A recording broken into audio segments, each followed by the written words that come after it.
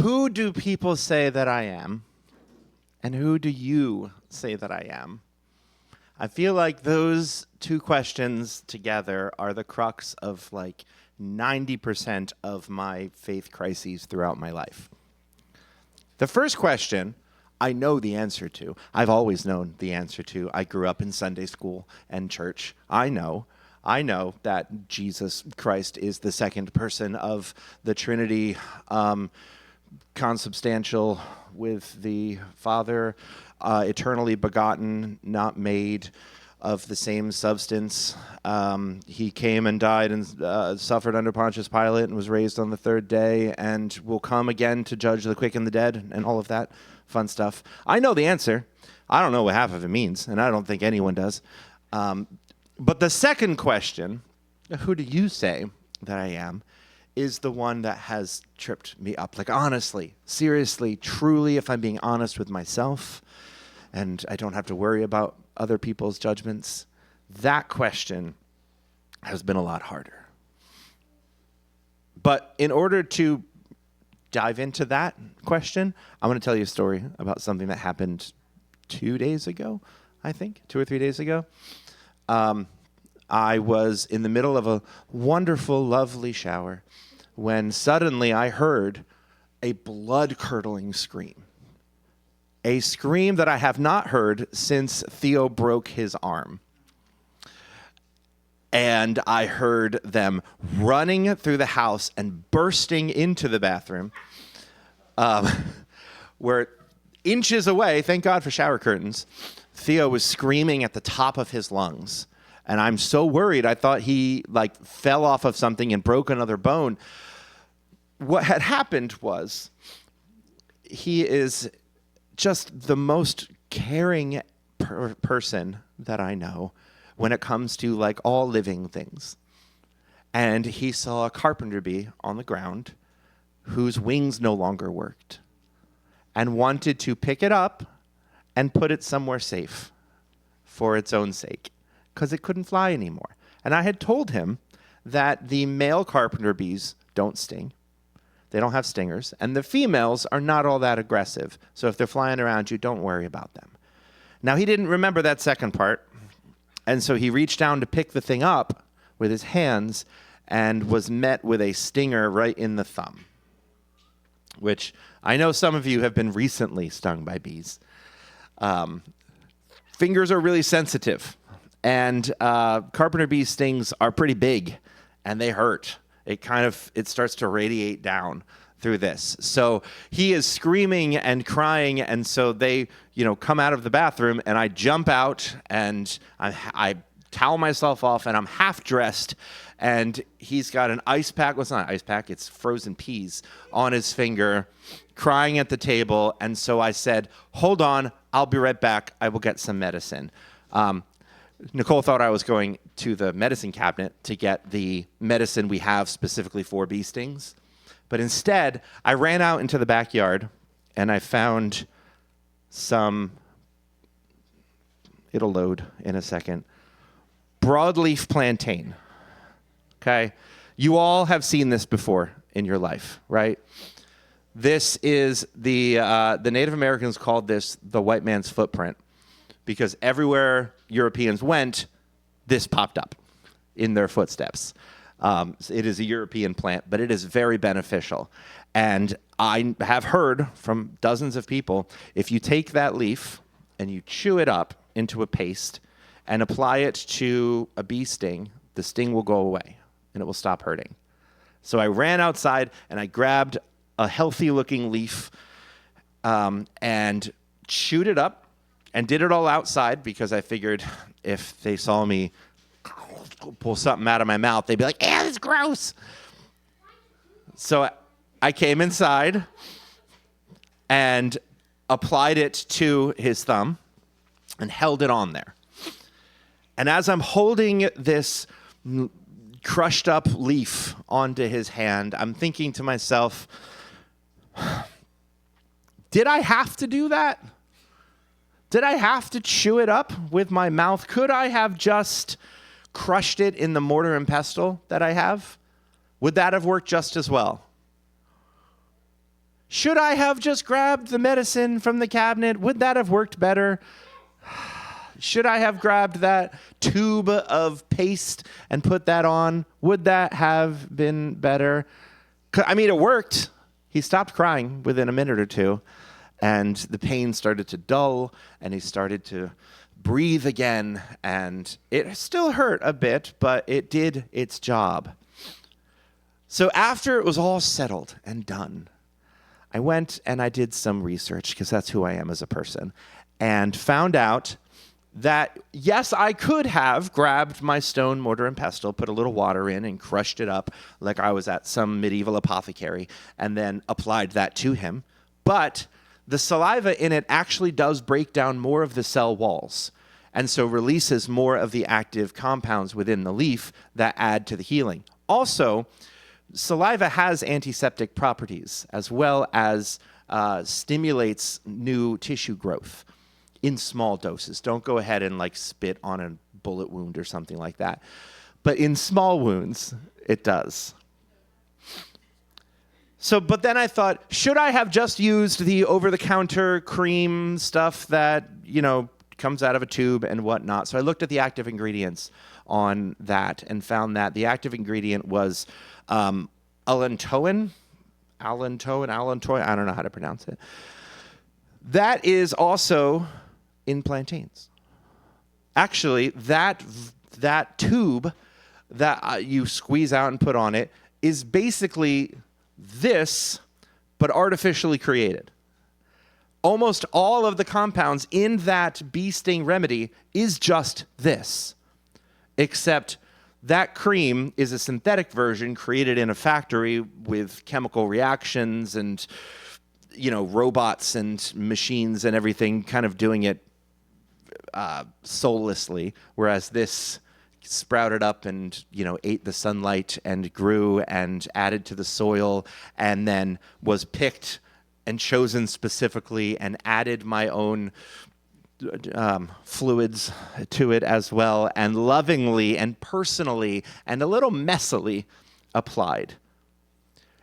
They are the same medicine, except one has soul and the other one has efficiency. And that is who Jesus is to me. In reading our scripture today, it's a weird story, is it not? They bring a blind man to Jesus and they say, hey, can you heal this man? Jesus is known for being a healer. So instead of Jesus saying, hey, you're healed, like he's done from time to time, he said, get up and walk, get out of here. There are times when Jesus isn't even there. He sees a woman who says, my daughter is sick, and by her faith alone, she's healed. Just go home, she's fine. But instead, he looks at this man, and he puts his own saliva into the guy's eyes. And then he opens his eyes, and it didn't work. He says, I see people, but they look like blurry trees. So it's like, okay, now you have some sight, but you have cataracts. We have to do this again. We have to do a second healing in order for this to fully work. And then it did. And then he said, don't tell anyone, because Jesus is also a little mysterious and hard to understand. There are so many better ways he could have done this. In fact, you might argue that he wasted a lot of precious time that he could have spent healing other people, because he could have just kind of all right, everyone who is sick, everyone who is injured, everybody who's got some mental problem, some demon problem, whatever, I want you to line up on this road, and I will walk past with my hand out, and we will just do a wave of healing. I've been to Pentecostal services where they do this. Everyone comes up on stage, and then the pastor runs along the stage and just throws healing out. Put them in an assembly line. We're going to get this done fast so we can get home by dinner, right? That is how the American in me would have done it. The sort of, Henry Ford healing assembly line deal. But he doesn't do that. He instead chooses to connect on a gross and intensely intimate level, and I find that compelling. Honestly, I've had a really messy relationship with Jesus and especially Jesus' church over the years. And so when I think about this question, how would I respond? I would respond in vastly different ways in different parts of my life. But right now, how would I respond? Well, if you go to our website, opentablepottstown.com, and you click on the tab that says Our Convictions, first of all, you will notice that it says on there that we are held together by our common love, not our common belief. So if your belief changes, you still have a home here. That's important. There is no doctrine you need to follow first before you're welcome. So just put that out there. But at the same time, there are things that in common we basically hold together, and they are moldable. And these convictions that are on the site, we worked on them, we changed them, we kind of played with them a bit and massaged them. But there is a sentence in there about Jesus that I wrote, and I don't think anyone changed. I think it is still pretty much exactly what I wrote 2.5 years ago or so. And that says Jesus Christ was a challenging, revolutionary figure in the first century, and his spirit still moves among us today. He is the head of the church, and we seek to follow his teaching and example. Sure can. Jesus Christ was a challenging, revolutionary figure in the first century, and his spirit still moves among us today. He is the head of the church, and we seek to follow his teaching and example. See, those are all things that I can affirm, and I think in most of my life I've been able to affirm all of those things. Because, number one, Jesus was undoubtedly a real dude. He was not a literary character. There is so much evidence outside of the Bible from the 1st and 2nd and 3rd centuries that confirm that he was a real person who really lived in this time period, was really executed by Rome for sedition and revolutionary rabble-rousing. That is confirmed by Roman sources. We have more evidence outside of the Bible for the existence of Jesus than we do of the existence of Napoleon. We know for a fact that he was a real person, that he really challenged the power structures of his day, and that he really got killed by those power structures. That's just history. And that his spirit moves among us today. And that's intentionally vague, because I've experienced the Spirit in vastly different ways. I've experienced the Spirit as a burning fire, as a mothering embrace, as an electric shock, an overwhelming sense of rightness or peace that passes understanding.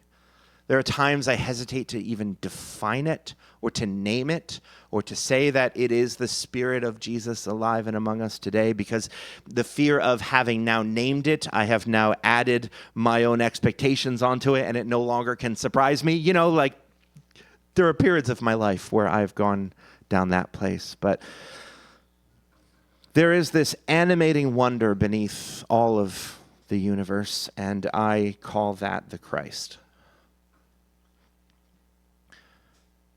We say that Jesus is the head of the church, and we try to be like him. And that one should be simple, right? We are Christians, as in little Christs. Jesus should be the head of the church, and we should be trying to follow Jesus' example. But there are times in my life where I have come up with some really, really convoluted biblical studies in order to explain away Jesus so that I can live my life in the way that I would like to live my life. You know, blessed are the peaceful, turn the other cheek, give everything you have away to the poor. These were suggestions, clearly suggestions. Other parts of the Bible that I already agree with, that fit in with my worldview, those are commandments that are true now and then and forever.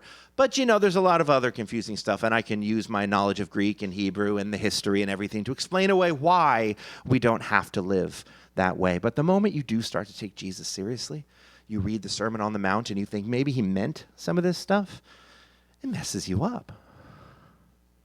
Doesn't it? I mean, everyone talks about how Jesus saved their life, but if you take him seriously, he'll mess it up. He'll kind of ruin your life. I guess what I'm trying to say is that throughout my life, I have gone through periods where I've hated the church, where I didn't trust religion. And I told God that if he were real, I didn't want anything to do with him. I've sworn off the whole thing a dozen times, but there is still something so compelling about the person of Jesus that keeps bringing me back.